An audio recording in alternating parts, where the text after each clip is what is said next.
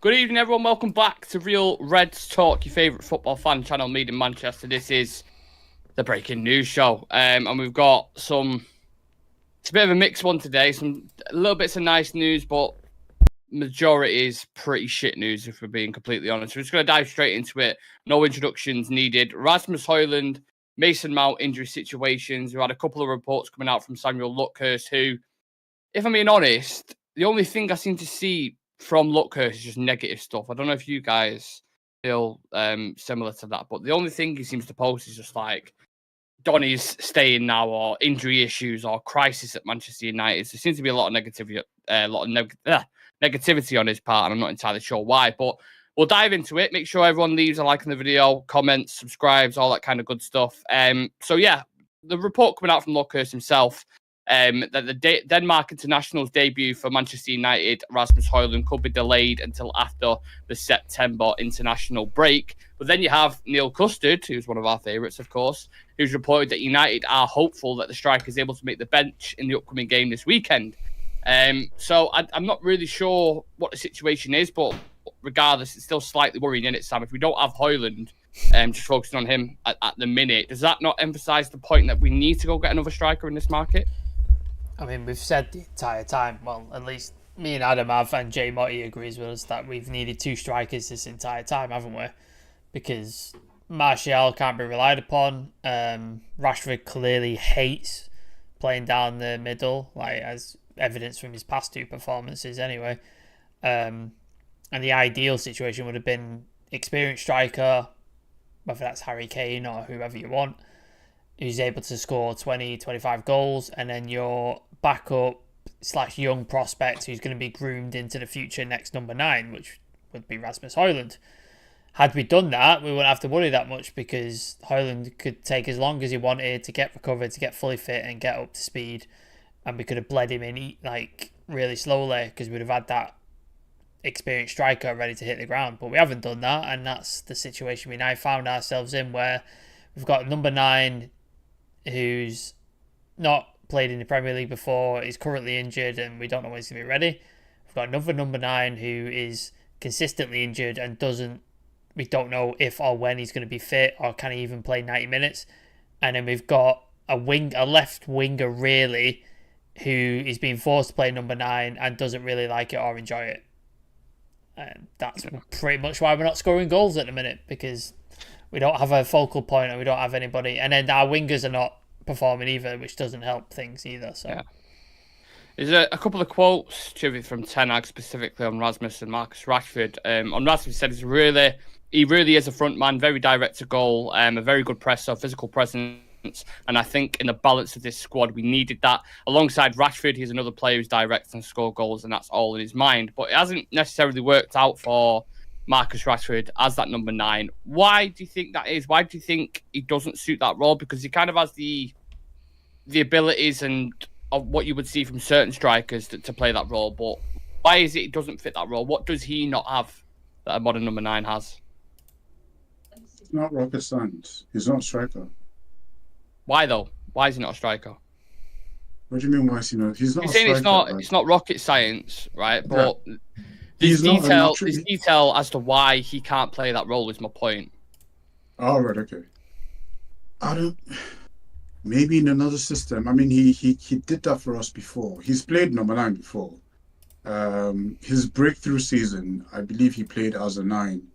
I remember the game he played against Manchester City, where he puts the ball between the Michelis, where he nutmegs the Michelis, and that was the last time we ever heard from the Michelis. We haven't seen him since then. And he played as a 9. He played as 9 against Arsenal, scored. Maybe it's the system. He doesn't have the hold-up play to sort of bring people in. Rashford, I've said it a few times already, he gets very tunnel vision when he's in a position to score. Is literally just him and the goalkeeper, which is fine, as a striker. But then with the way we play, I think we need a little bit more than that. I think we need like a natural 9. And he's not that sort of natural sort of 9. Rashford is better running onto the ball. We've all seen that before. He's very instinctive. He doesn't have, when you look at like Lewandowski or like a Drogba or like, those type of nines that they live and die for that number 9 position. They're poachers. Rashford isn't necessarily a poacher. He kind of makes his goals. And it doesn't help the fact that he's playing, with the last 2 games, he's played with players who are literally just like him. Tunnel vision, head down, bad decision makers all around. With Garnacho, one of them ones where there's not too much to them when they're in that attacking position. And I think you need a little bit more. If you had wide, playmakers, that might be a little bit different. So, and this is just me just speculating, but I think it just boils down to the fact that he's not a natural 9, not the, the old-fashioned type of 9 that we kind of maybe need now, like a poacher who can read the game, who knows his position and who knows how to position himself. We saw that with Cavani. We've seen that with those kind of strikers before. He's not that type. And there's no cohesion at all, is there, between the front three? I think that's another issue. Like they look like they've never ever played together. The front before. 6, the entire front 6, really. Well, yeah, there's a point for that across the board, to be honest with you. But there's no guarantee, is there, Sam, that Rasmus is going to come in and do bits anyway, is there? So it's all good saying we need this striker in, but he's not guaranteed to go and score every single game. And if he does, if these reports are to be true, that he misses the first 5 games. It's like last year all over again, isn't it, with Casemiro? Like, you lose out on points to the start of the season. It's poor planning on... I want to get into the sort of structure above United, like the board and the way we're structured the last couple of years later. Like, I want to get into it. But yeah, it's poor planning on the club's part, because we should have planned for this eventuality. Like, to put pressure of leading the line for Manchester United after a relatively successful season and a season where you need to kick on and you need to progress and you need to advance and do better, to put it on a 20-year-old who has played 1 full professional season in Serie A and has come from FC Copenhagen he came from to Atalanta. It's a hell of a lot of pressure, especially with the price tag as well. We overpaid for him again, which we always do. That's a hell of a lot of pressure. And the media speculation in the Premier League when you play for Manchester United is something else. It's something fucking else. And I know a lot of players go, oh no, he's a confident boy, he can handle it and stuff. We have seen bigger players be taken down by this and not be able to play up to the pressure and not be able to live up to the expectation. And you're going to see it. You're going to see it on Talkshite. You're going to see it on different channels where they go, "Oh, United have spent 70 million on this striker and he can't do this. He's only scored 2 goals." That's how it's going to go. And that's poor planning on the club's part, because you've exposed this poor kid to the front line of Manchester United when he should have been able to come in with an experienced striker and feel his way into the club and get an opportunity and improve his thing and build himself up. But with poor planning and zero money, you've gone to Ten Hag, well, it's him or nobody, mate. So that's what you're going to have to deal with, and that's what Ten Hag's have to take. So if we would have got in an experienced striker, we wouldn't have to be in this position. But again, poor planning for the board, poor planning from the Glazers, John Murta, etc. All those people, they're there to blame for this. We'll definitely take like a 5-10 minute segment towards the end to discuss that, because it is a mess at the minute. Charlie Malman's in the chat saying, going to be an interesting day. I'm on Star Wars high after watching Ashoka. I have no idea what's going on there. Mount, 8 weeks, 24 hours away from losing Amrabat. It's all going off in the comments there. I think someone's been smoking something or drinking. Tim99 says, huge gamble not bringing in another striker. I'm worried. Vincent says, hello, guys. And Charlie Malman says, news coming out from Brazil that United will be outbidding Roma for Leonardo. Our strikers look to be 2 times 20. Last man, hope he's fit. I think he's alluding to Anthony Martial there. Just moving on to the midfield, Shiv, another one of our signings, Mason Mount, out for 4 to 6 weeks, which I think you said it was a hamstring injury, didn't you, from the Telegraph. Very concerning for a new signing. Some people may be happy to revert to Eriksen. I know you're slightly in that camp, not the fact that he's got injured, but the fact that we may not be playing with that single pivot and the high press that we've been trying. So with that in mind, would you revert back to Eriksen for this Nottingham Forest game? I'll revert back to the 2 holding midfielders, whether that's Eriksen or McTominay. I really don't care. I'll just refer back to the old sort of structure that we had that kind of worked for us a lot and allowed us to control games. Not being injured, I don't want to say I'm happy, but I'm not losing any sleep over that. I think it kind of saves Ten Hag the awful decision of benching him and then bringing all the media scrutiny on him saying, you paid 60 mil for this guy, now you're benching him. So it makes the decision easier. I have nothing personal against Mason Mount. I think he's a really good player. I just don't believe that he fits what this manager is trying to do. Is that weird though? Because with Ten Hag, because his signings at last summer all seemed to be spot on, didn't they? Well, most of them, the majority. Yeah, I mean, yeah, most of them. But I'm not going to get on the manager. I think it was a gamble that sometimes you take gambles. The best manager in the world, Ferguson. He signed Bebe, so Fergie's got a list. Fergie's got a list a mile long of players that didn't work. Bro, man. Yeah, Kleberson, Jemba. Miller. Yeah, but this is not because he's, in my opinion anyway, it's not because he's not a good player. You look at the characteristics of a player, and surely if you're an elite level manager, you'd have an idea of what's going to work and whether there'd be certain faults in that system. I still think Bruno and Mount can play together. I just think you need a different style of six. Just my opinion. I really don't want to see them together on the pitch. I think it's either or. I think you have to do one or the other. You can't do both. Please. I completely disagree with that. But I mean, there's zero ball retention in that midfield. Like with both of them there, like zero defensive idea as well. They both want to go forward. None of them are interested in going backwards. We cannot control the game with those two guys in there. Like maybe he doesn't want to control. He wants to play transition football.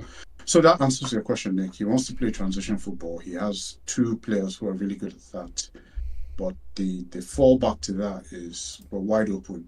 We're almost going to be like Leeds under Bielsa, like just wide open. So I don't want to say anything, but who am I? I'm just a guy who watches football, right? Yeah, but your opinion matters, isn't it? I know. I'm just saying.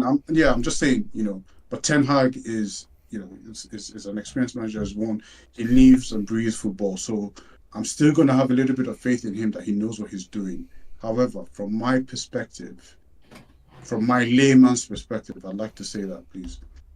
It doesn't look like it's going to work, and I'm glad that the decision hasn't been one where he's saying Mason Mount go sit on the bench, because that could affect the player and the amount of scrutiny that he's going to face, and it also affect the manager. I would love to but just to go back to your question, I'd just like to see us go back to what we're really good at, what we trained for last season, what really worked for us last season. Even though Eriksen is a really good player in terms of moving the ball forward, we've seen that progressively he's just declined in terms of like his defensive abilities, his engine. He's not running as quick. Players are just running past him, so that's a bit of a worry. But hopefully the window isn't shut for us. Hopefully we can go into the market and get someone else. Hopefully the news I'm hearing now is like Amrabat is looking quite likely. But nowadays you don't know what to expect from the news. We'll just have to wait and see, really. But I'm just glad that we're not going to have those two players for Brighton and Arsenal, because that worries me. Playing Brighton and Arsenal, I think it even scares me more with Brighton, because anyway, yeah. Yeah, it's scary times just thinking about the way they play football. He can butcher you in possession and cut through you. They'll pick us apart, man. Would you echo them thoughts about Mason Mount, Sam? What Chivy's just said there? Yeah, I don't think they can play together like in the first two games. I know it's only 2 games, so it's hard to sort of go, this definitely doesn't work. But at the minute, it doesn't seem to like it's working. There seems to be a massive gap between them and Casemiro, and then Casemiro just looks awful because he's just getting swamped by players and he's having to put fires. Can I just on that, because you mentioned Casemiro there was I can't remember who it was I was listening to, and there was a Spanish reporter, a Spanish journalist, I think it was, he was saying like Casemiro always notoriously starts slow. Yeah. Whether that's the whole thing or not, I'm not entirely sure, but do you think that could have anything to do with it? Was there anything in the first half against Spurs as well that saw that you thought was promising at all? No, I agree, because like when he started for us when he first came last season, he was a bit of a slow start, wasn't he? Like, it took him a while to get going, and Scott McTominay kept him out the team because he wasn't quite there yet. So there definitely could be something to that. I just think the system doesn't work with those two type of attack-minded players. Like, Mason Mount wants to play in the 10, he wants to play out on the right, or he wants to play in that forward line, as does Bruno. Bruno wants to play up there. He can do the number 8 position, but they both instinct is to go forward and attack. That just leaves this huge, massive gap then for Casemiro to try and mop up. And as good as he is, he can't do everything. Like, he can't possibly put out every single fight, especially when you've got players like Basuma and James Maddison. Like, James Maddison was finding so much room back there, he was dropping deep to get the ball to run through it. Like, that's how much room was in there. So I think the system is an issue. I think if you had someone like an Amrabat in there who's got a little more of a defensive mind but still can pick a pass and play that way, because if Ten Hag wants to play transition football, you need a player in that 8 position who is a transitional player who can play both roles and go to where's needed as and when. Whereas I think Mason Mount and Bruno are just too attack minded, so I just don't think the system works. But yeah, there could be something in Casemiro starting slow. I'm hoping, like Chivy said, we've been forced into this position now where we're going to have to change the system back or change it to something else, and hopefully that means a better performance and a better system sort of coming forward, and maybe it'll make Ten Hag rethink, because obviously the first 2 games last season he tried to play out from the back, realised it can't work with De Gea being his goalkeeper, so he changed the system. Maybe that's what he's seeing now. He's been forced into it now, but maybe that's where he's like, I'm going to have to change something here because we're just getting overhauled in the midfield. So maybe we'll see something different against Nottingham Forest. Whilst we're on the conversation of system, Chivette, I saw something before. Manchester United have faced the most shots inside the box, 31, and conceded the most opposition touches in their own box of any team in the Premier League this season so far. We've only played, of course, Wolves and Spurs. Wolves are the worst goal-scoring team in the league, and Spurs have just lost one of the greatest goal scorers the Premier League has ever seen. Is it just the midfield alone there, or are there other at play here? Like, against Spurs, because I missed.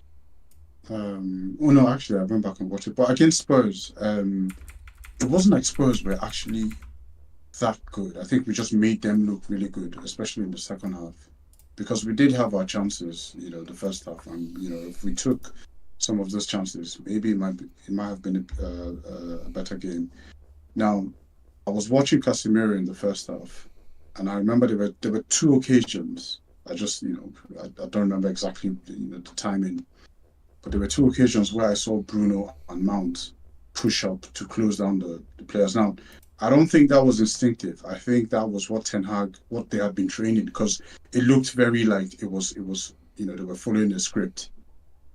And in my head, I was thinking, if we lose this ball, we're fucked. And immediately I'm thinking, where's Casemiro? And I saw him up there as well. And they got the ball, and that was it. And it took 2-3 passes, and they were already in half. Quite a lot of situations as well, Casemiro, didn't he? Yeah.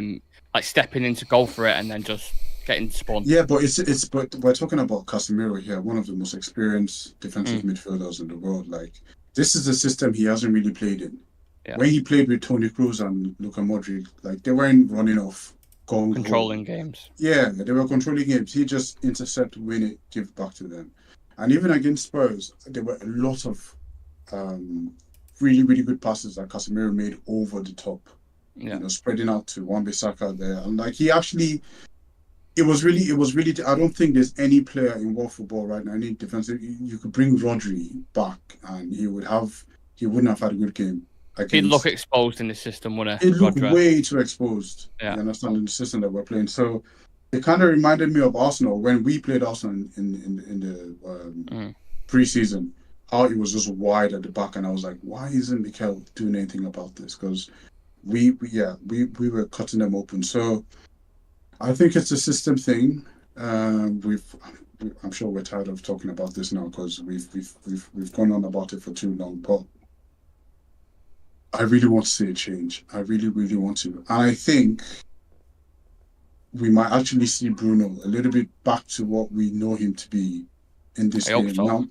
Now that he's playing on, hopefully, if he plays on his own, if he plays as the 10 and have the two players behind him, then he can control the game better. Then, we can see a little bit more, from him. And it's less of him trying to spam balls across, but he's actually up front, affecting the attacking play in more attacking positions than being from the back. Yeah, we need better performances from Bruno Fernandes, no doubt about that, especially captain now. You've got to step it up. I'm going to stick with the midfielder set, but someone just mentioned, Sam, about the members not being able to chat or something. I've just been tagged in Twitter about it. So weird. Let me have a look. I'll have a look. Yeah, if you can, just have a look into that. Yeah, so there's been a little bit of news about Scott McTominay, as well as braced for further interest from West Ham. Discussions that they might go in for another bid for him, whether it be 35, 40. Really? Yeah. So West Ham, yeah. Well, they was originally linked. They was going to offer 30 million, and we was like, no.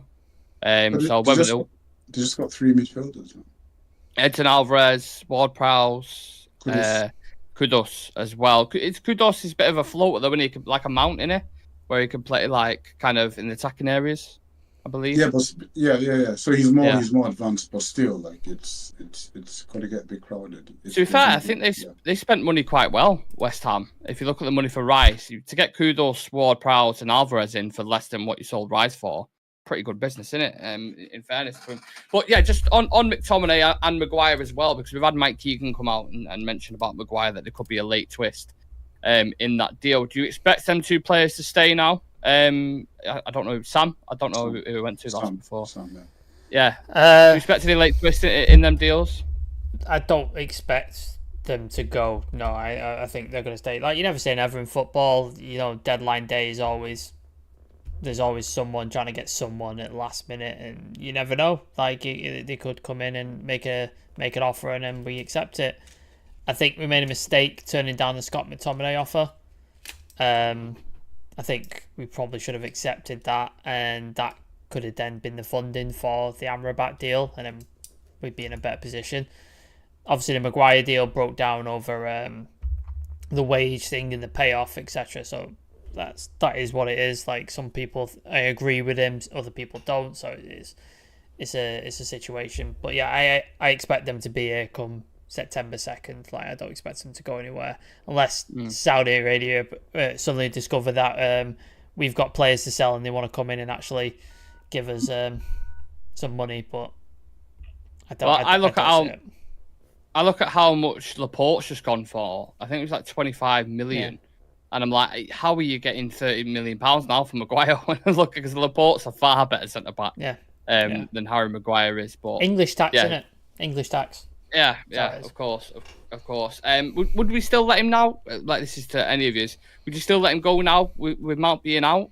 Like, obviously he's out for 4 to 6 weeks. Absolutely. Would you be happy to move him on, draft Eriksen in, and then try get an Amrabat in, grab him back or whatever? Yeah. Oh, McTominay. Yeah. I mean, if there's a realistic possibility that we get like Amrabat or someone else, then yeah. But then if it's still kind of like iffy, I wouldn't risk it. I'd keep him at least till January when we can do some more business. But if it's guaranteed, yeah. But then this is the thing, like, you would imagine, we expect the bare minimum, from Man United, and they still let us down even when it's the bare minimum. So I don't know. A year ago, I'll be like, oh yeah, I'm sure we'll be able to do something. But even like now, I don't believe. I'm one of those people that likes to play safe, and until I know for a fact that we're gonna get another midfielder, and absolutely, the way things are going, we might actually need two centre midfielders. I think we do. Amrabat and Gravenberch, to be honest. Yeah, I think we actually need two. The way it's going. So if we can't get another one, I'll keep him. Yeah. Do you remember the days of Fergie when we had 4 great strikers in the club? Do you remember those days? And now we haven't got one. Crazy. So crazy. We're going to talk about it later anyway, like Nick said. Yeah. We'll touch on that. Just one more exciting news story, if you will. I'm going to try make it as exciting as possible.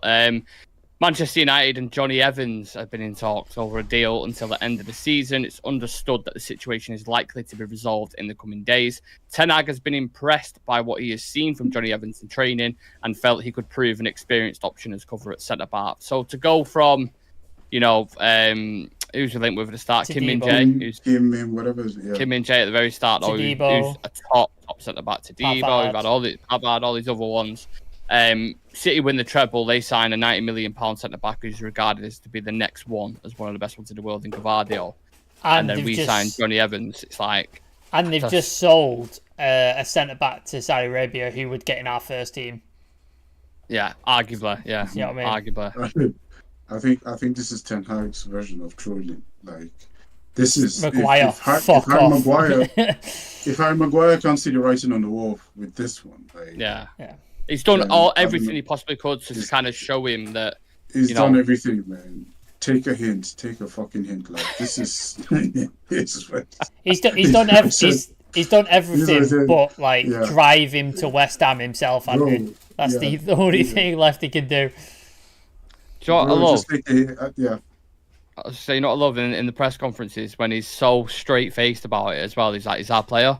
He can get back into the team. He's one of the better centre backs. It's just stone faced, lying. But this is what a manager is supposed to like. What do you expect? People expect you to go there and be like, "Oh, fuck the Glazers." Yeah, exactly.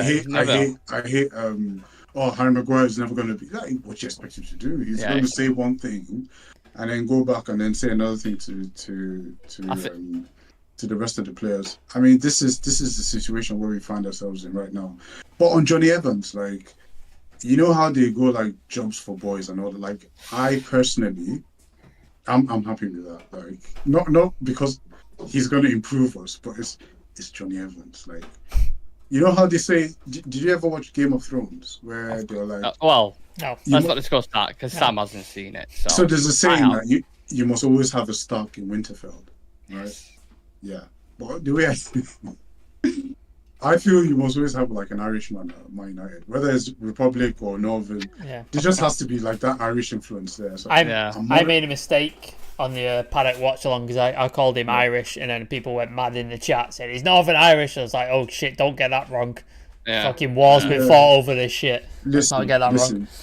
Johnny Evans can stay and do whatever the fuck I'm happy for him to stay. Isn't his missus on MUTV? Yeah, I feel like I feel like he just said, "Can you just have a word with the thing?" Just she's been there for ages as well. Yeah, like she's been there for a very. I think she was even there when Hayley McQueen was there.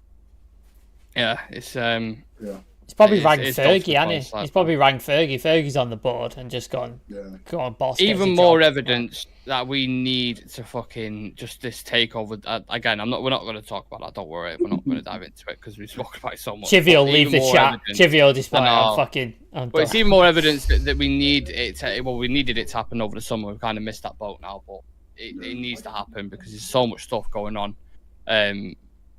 From top down, and that's exactly what we'll discuss now. Let's talk about this transfer window, lads, and the way we've dealt with certain things. We've obviously had the whole Greenwood debacle, which again don't want to talk about because he's spoken about too much. He's not a player anymore, so we don't have to. Well, yeah, exactly. I don't even want to address it or whatever. But you look at this, just reflect on this so much of it. Just roll off the tongue whatever it is you want about the way stuff's been handled and what's frustrated you. In particular, with the way it has been handled. Just like I said before, decision making, like it's really, I don't even know whether it's frustrating anymore. It's just so disheartening and like disappointing. It's like it's almost as if I'm not even capable of being angry anymore because I'm just like, we shouldn't be in this sort of position at all. You talked about Rasmus Hojlund earlier on. We just paid £70 million for this guy. We knew he was injured during the medical, and we still went ahead and got him. And I remember when we bought Anderson, Nani, Hargreaves, and Carlos Tevez. Like, we already had a full squad at the time. You're going to buy Rasmus Hojlund, who's injured, and you already have Anthony Martial, who's injured. I mean, logic dictates that you should then try and get another striker. Like, I'm hearing about this Leonardo guy from Brazil, but it's not from any concrete sources. Yeah. So I'm going to have to take that with a bowl of custard, that one.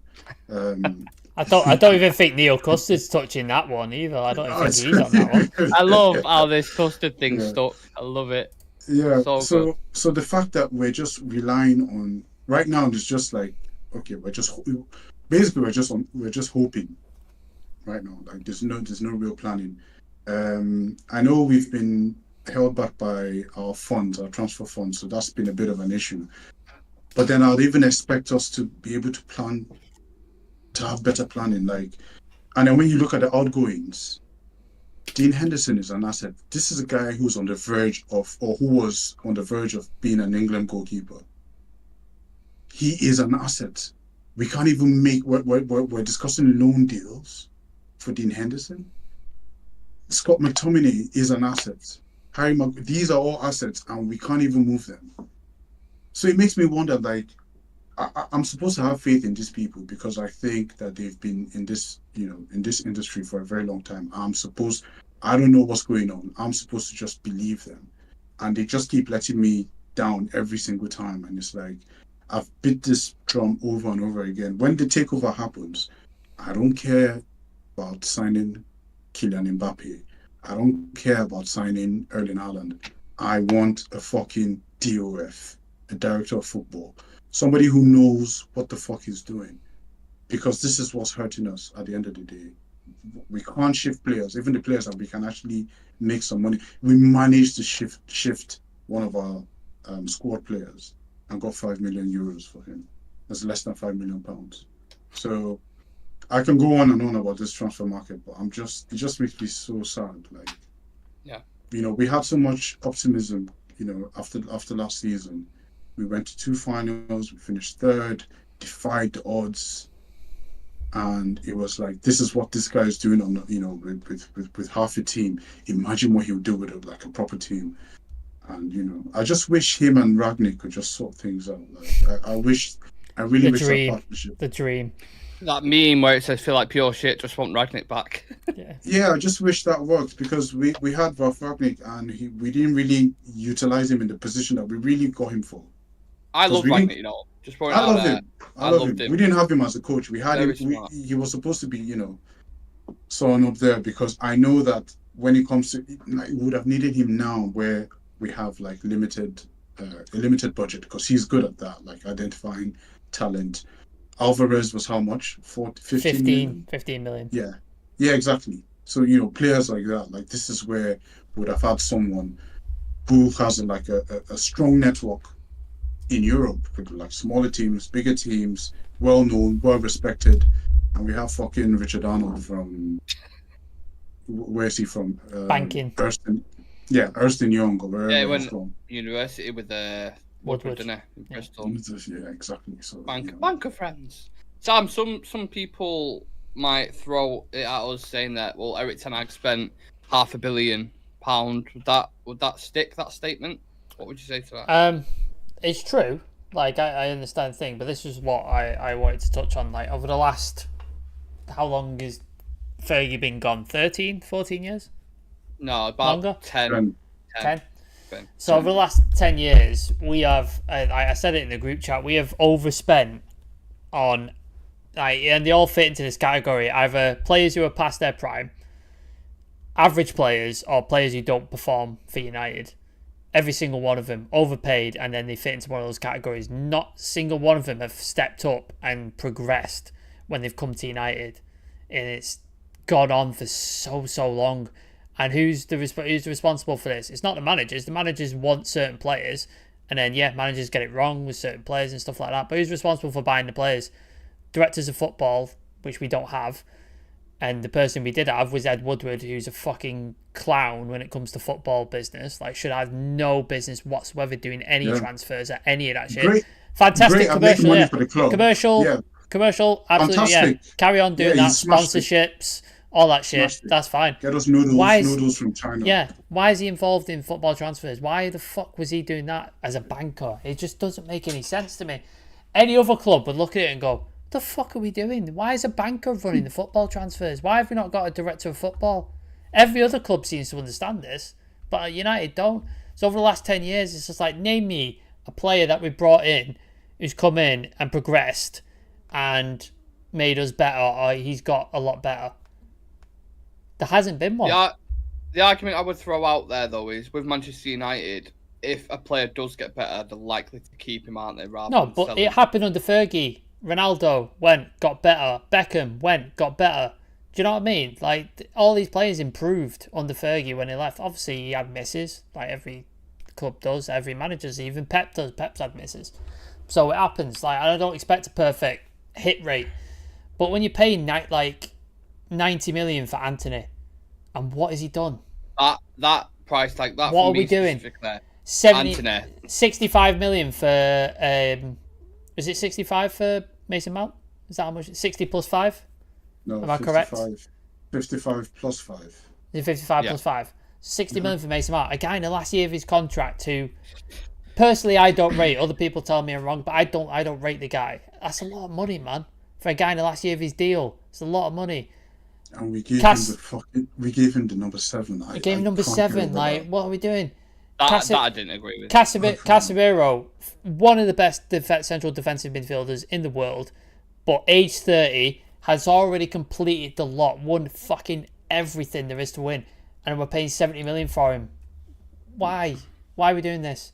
He wasn't even our number 1 target. If Frankie de Jong was, we spent 12 weeks chasing him, didn't get him, and then we had to go to plan B, which was Casemiro. Lisandro Martinez, probably overpaid for him, to be honest. Is he worth 50 million? I don't think so. 30, 35, if we would have got him. He's been an excellent player, don't get me wrong. Fantastic last season. You don't think he's worth that now? He's worth it now, but at the time, no. We overpaid for him. And he started the season, and he's not played great this so far. I know it's only 2 games. Every player's played shit. Yeah. So I'll give him a pass. Jadon Sancho, 75 million. It's 2 seasons of mediocrity. He's done nothing. Not absolutely nothing. Goals, assists. He's offered us nothing. He's had little spurts here and there. He took 4 months off for mental health, which, understandable, fantastic. That Ten Hag gave him the time to get his head together. Came back, not really produced. First season, not really produced. He's into his 3rd season now, and he's not producing. And we paid 75 million for him, and he's on 350 grand a week. Anthony Martial, I know Chivy loves him. He's had 1 good season with us, and we've paid, how much did we pay for him? 50 million? 36 plus we'll never get to 50 because he has to win the Ballon. He has to win the Ballon d'Or. Okay. Are you telling me Anthony Martial isn't going to win the Ballon d'Or? And he's just been injured every season. He can't play 90 minutes. Like, just name me a player who's come in that we've bought in the last 10 years who's progressed or played better or improved. You know what, usually I'd say Bruno Fernandes, but even him, he's fell off a cliff. The malaise, we've just been under a malaise of mediocrity at this club since Fergie left. He turned chicken shit into chicken salad. Like, he worked under a budget, under the Glazers, and made us successful. We had a title-winning team under Fergie, and if you look at that team, it was aging. It was not great. It was fucking. You'd be like, how has he won a title with this team? How? Darren Gibson. We had Cleverley and Anderson. Exactly. How has he done that? He's a fucking genius. He's a fucking genius to win a title with that team. And this is what I'm saying. He worked miracles. And 10 years of just malaise. It's just utter bullshit, man. I hate it. I hate the way that club run.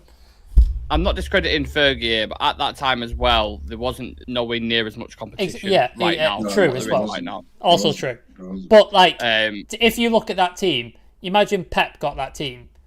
Is he going to do the similar thing? Do you know what I mean? Like, the guy was a genius. So I just think until we get new owners and, like Chivy said, a competent actual director of football who's done the job before and is experienced and knows what he's doing, and a good scouting system where we can pick up players like Brighton do, where they find these gems and fantastic players, and then they flip them for 100 million. Until we do that, this is just cycle's just going to continue. We're going to overpay for average or over-the-hill players or players who don't perform for United, and it's just going to continue on. And then Ten Hag is going to lose his job. We're going to get another manager, and it's just going to continue. That's what will happen for the rest of the time until we change owners. So what does that tell you then? When it's Man United. We're overpaying constantly, year after year. Do you think that we would have been able to get Jurriën Timber for 40 million? Oh, definitely not. Definitely not. Exactly. Definitely not. So what does that tell you? So these guys, just like how we all, we're in an industry. I have like a group chat with people I kind of work with and all that. Yeah. They definitely knows like, they know that the people are. So we see this institution called Man United, but within the industry, they see the people. So a director of Daniel Levy doesn't see Manchester United. Daniel Levy sees Richard Arnold. Yeah. Or he sees John Mata, and he knows them as people, and he knows that he'd have him every single day of the week. Do you understand? So these guys, they see the people running the club, and they know that they can just take them for idiots, and and that's what they do, year in year out, constantly. Like there's absolutely no way we would have paid 40 million for Jurriën Timber. No. Yeah, would have had to pay at least 60. You look as well, like the sell. Sorry, Nick, I do want to let you have your say. But roll off. You look at the selling as well. Chelsea are selling a second reserve keeper for £20 million who's never played a fucking ball for the club in the first team. 20 million they sold him for. We can't shift, like you said, Chivy, Henderson, who's worth 30 million. We can't shift Harry Maguire because we've put him on a ridiculous wage and he's not willing to take a pay cut. We can't shift Scott McTominay because we're valuing him at too high of a price. We can't shift Donny van der Beek. We're fucking sending him out on loan. We've just sent Brandon Williams on loan with an option to buy. We've just sent Fred and we've got 5 million for him. Like, what are we doing? What the fuck are we doing, man? And apparently, one of the keepers we're trying to get has a back injury. The one for the back chair. What are we doing? What the fuck are we doing, man? Like, you can discuss it with Hojlund on the recovery bench. Chat about the backs. He's got a back injury, so it has to. Like, just the planning as well. The planning as well. Like, we were like, right, we need to get rid of Henderson. De Gea's gone, so we need backup goalkeepers for Onana. What do? We sell Kovar and we sell Bishop. Yeah. What the why? What FIFA career mode, when you could filter it, it's like we filtered players who have slight medical problems but will still pass the medical. And then overpay for him anyway. Like buying a dodgy car that you're like, has it got his MOT? And you're like, yeah, don't worry about that. And it's fucking drilled in the bolts on the fucking... If there's an issue with it, normally you get a price discount, don't you? Like, oh, it's this, I'll knock some money off. But no, we overpay for it. It's just like... Another thing as well is, people might say that, he's back tonight because Ten Hag wanted Onana. Got Onana. He wanted Mason Mount. He was pushing very hard for Mason Mount. Don't forget that.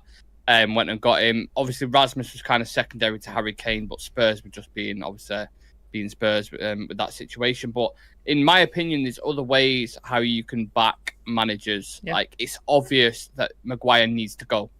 So if there's a bit of a difference that needs to be paid there, I understand obviously Maguire not wanting to go because you've got £7 million there, regardless of what anyone says. But if the club wanted to make that happen, you should have paid the difference and back the manager, because you don't want someone lingering about who's a former captain, because it's just going to be a media target in it for the rest of the season, and that's going to carry on saying Maguire on the bench again. There'll be just cameras constantly panning to his face and stuff like that. Like, you need to back the manager in other ways, not just transfer targets. Like, do you know? I think it is whole discussion.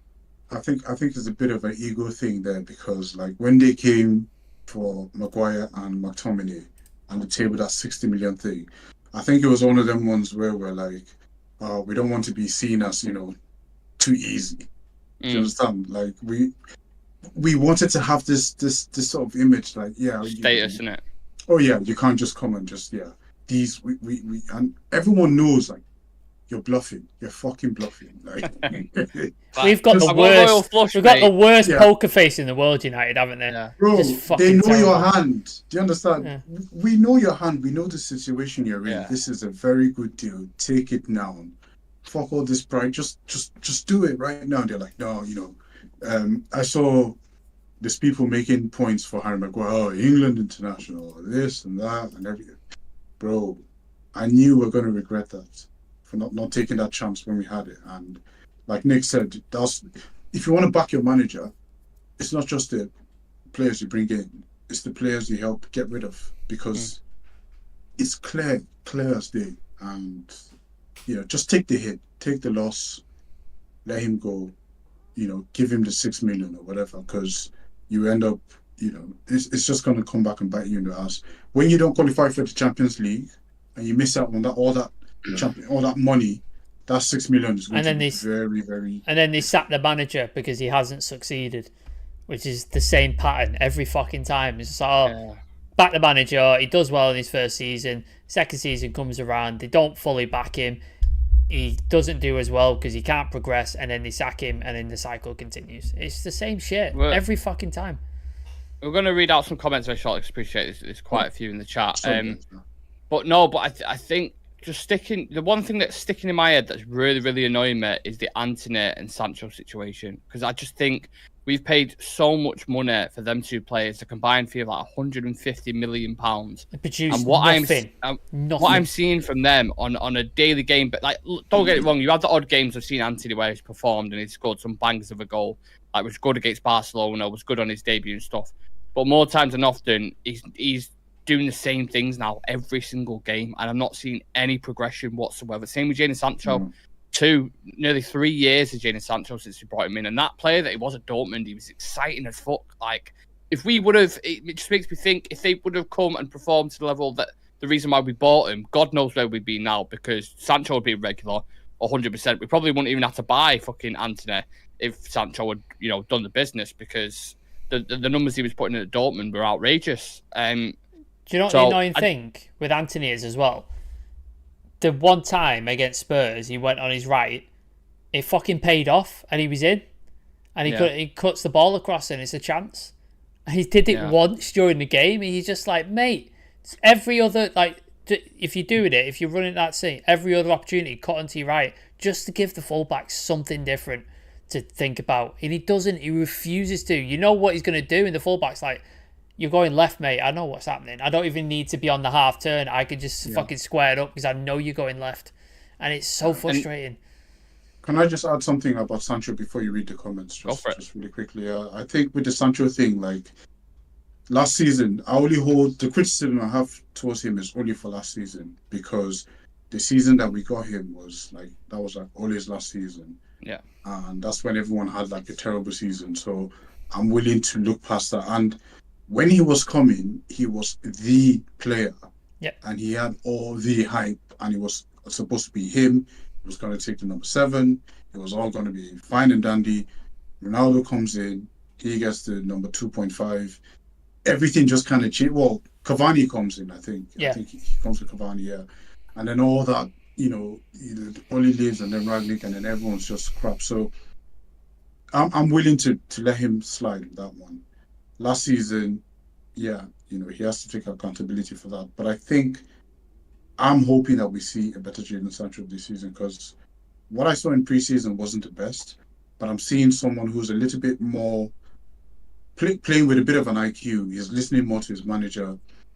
He's playing that false 9 role that's not natural to him, but he's doing exactly what his manager wants him to do. So I'm looking forward to this season with Sancho, and hopefully, if we can get against Forest, if we can have, because Martial played the last game, so that means he has some level of fitness, right? That's a natural striker there.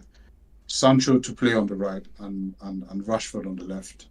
I want to see that. Pre-season again, yeah, absolutely. I really want to see that. Did we see that this pre-season? Or was it the other pre-season? No, it was the other one, wasn't it? That was the main thing when he was going into it, and then Martial got injured. Ronaldo having his bitch fit, so.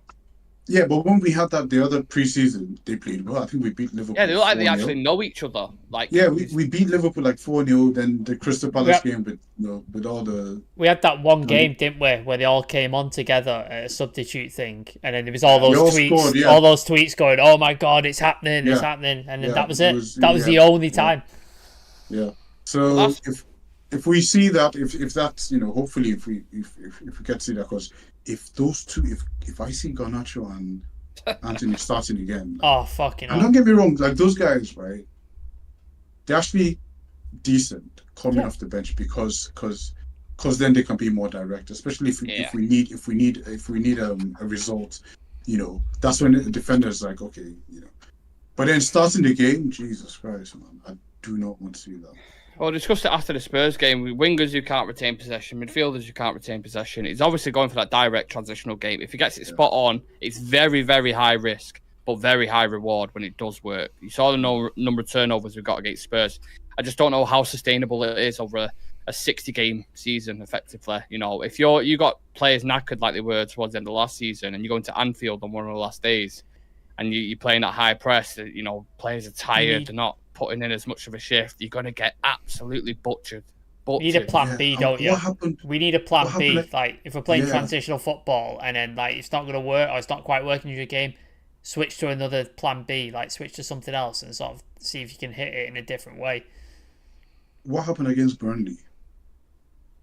Oh, what do you mean behind the closed doors, or do you mean the actual game? No, behind closed doors. Like, we lost 3-0. Yeah. And you can't like that. I'm happy that just kind of went a little bit silent. Like, no one really talked about that, but we lost 3-0 against, It was the Rezzies, though, wasn't it? It was like players who've not played any minutes for us yet. Well, there was Sancho, McTominay, Martial. Yeah, there was a couple of senior players. But they haven't played any. They haven't played any football this season yet. So you don't know what team Burnley played either. Apparently, it was full strength. Like, I saw, I think it was Laurie Whitwell. He tweeted that, said Burnley had a full strength team. So. Yeah, then lose 1-0. Don't lose 3-0. What's the chap saying, Nick? Because I know you wanted to read that. Yeah, to be honest, sorry, I completely forgot about that. I got proper deep into conversation there. Let me have a look. There's quite a few comments. Scoreboard saying we needed 2 strikers, so instead we got attacking midfielder, then a keeper, then an injured young striker. It's been an awful window so far.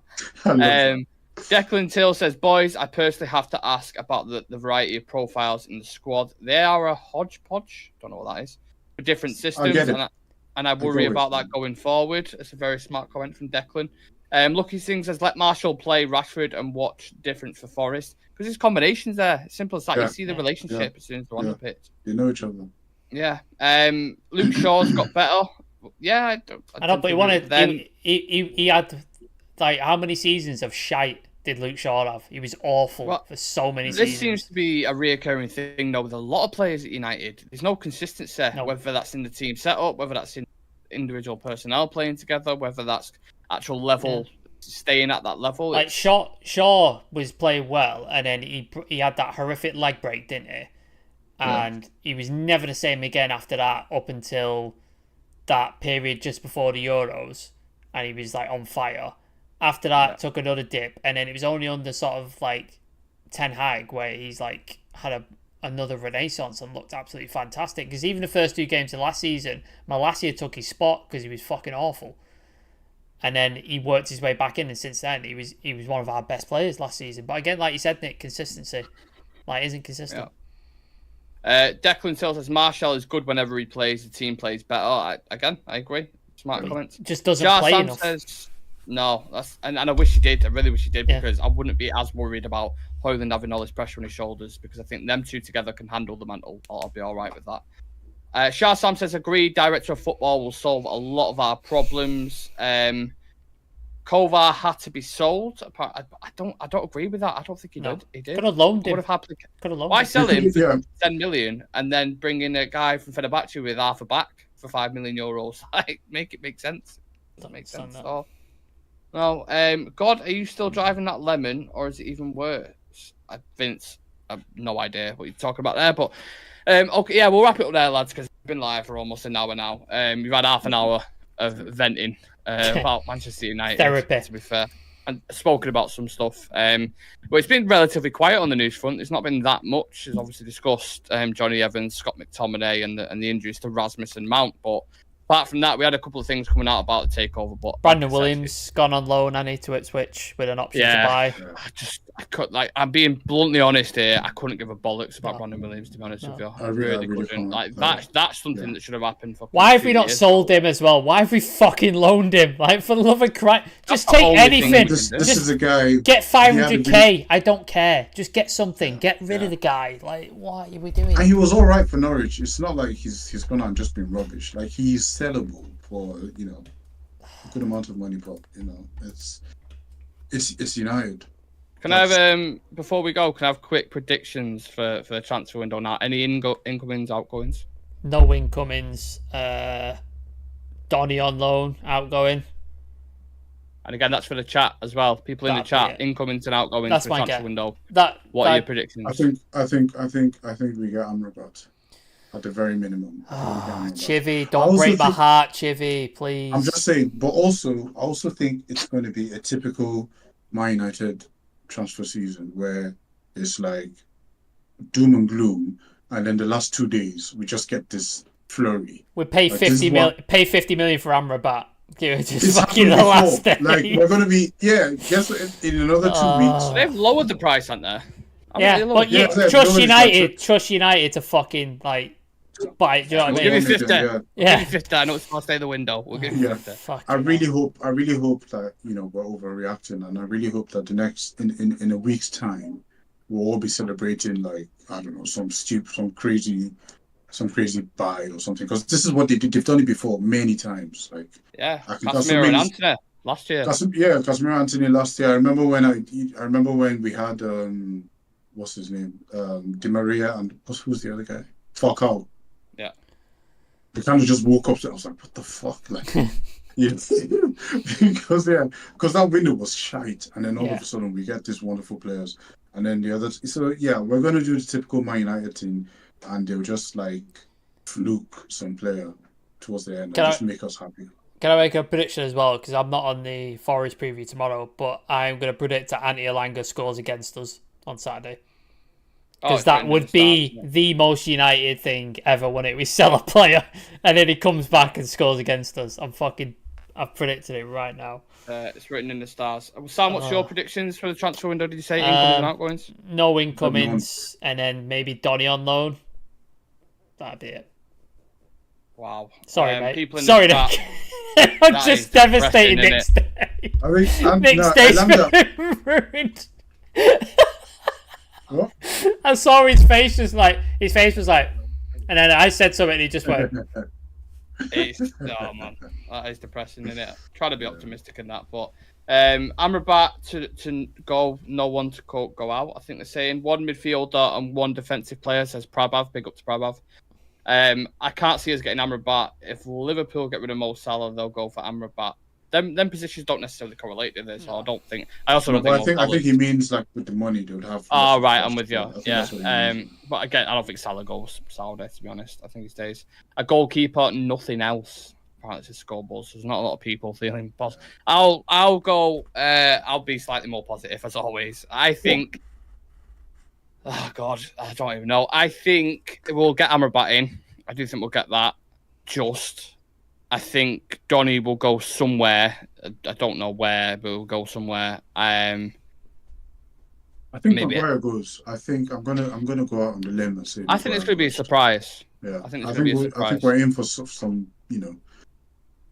some kind of some kind of surprise at the end of the last 2 days. You'll be some crazy stupid thing. Yeah, a Tadibo or a Gravenberg or something like that. You'll see. Yeah. I'm telling you, some left field thing will just exactly. Happen. Do you remember the days when Fergie would say, "Oh yeah, anybody's doing business on the last day of the window is stupid and he didn't plan it out," and we never used to do it. And now that's all we've done for the last 10 years. Is the last 10 years is just fucking panic. Yeah, that deadline day buy for Fellaini was very. Yeah. United's transfer strategy is basically, when you're rushing about to get a card from Card Factory for a birthday or something. Well, if you're out and you're like, oh shit. It's just one of them. It's just like whatever's last minute, we'll just go and get. Didn't we pay like 2 million more than what he was actually supposed to like? Fellaini? We paid more. I think like 5 million. I think they offered us. He had a release clause. They offered us 25 million. I think it was. It was a release clause, wasn't it? In July, we could have got him for 25 million, and then because we waited till the end of August to get him, they were like, "Oh yeah, it's now 30." He's like, for fuck's sake, like. No, I think I'm going to do. I think I just had an idea for a members video or just a video in general. I'm going to go through the past 10 years and the most embarrassing moments in the transfer window and just. It's going to be a long list, a long. List. Yeah. Do you remember those three fake agents that went to talk to Ander Herrera? Oh yeah. It was like, and then he spoke to them, and then he just tells them that they had absolutely nothing to do with Man United. And then they left him in tears. And it's crazy. And David Moyes left Everton. Could have given us John Stones. Fabregas. no, what's his name? What's the other kid? Ross Barkley. He was Yeah. up and coming at the time. Nah, let's get Fellaini. Yeah. We could have had Tony Cruz, we could have had Fabregas, Fabregas. and then there was another one, and he went, no. Thiago. Thiago Alcantara, yeah. He was like, no, Yeah. Fellaini. Yeah. What are we doing? Only if we was a competent club. Look, we'll leave it there, lads, because slightly overrun, and I'll save all that for the video because embarrassing moments is a lot of it to touch on. Make sure if you're watching this live or if you're watching this later on, please do leave a like on the video for us, subscribe to the channel, and if you want to become a Real Red Ultra member for exclusive content, a badge next to your name, and a chance to feature on the show, click the join button next to the notification bell. Tomorrow we'll have the FPL review, Eric Ten Hag presser, and the Forest preview as well, because obviously we play them over the weekend. And obviously loads of stuff surrounding the channel equally. So big up to Jiver, big up to San, and we'll see you guys in the next one. Peace.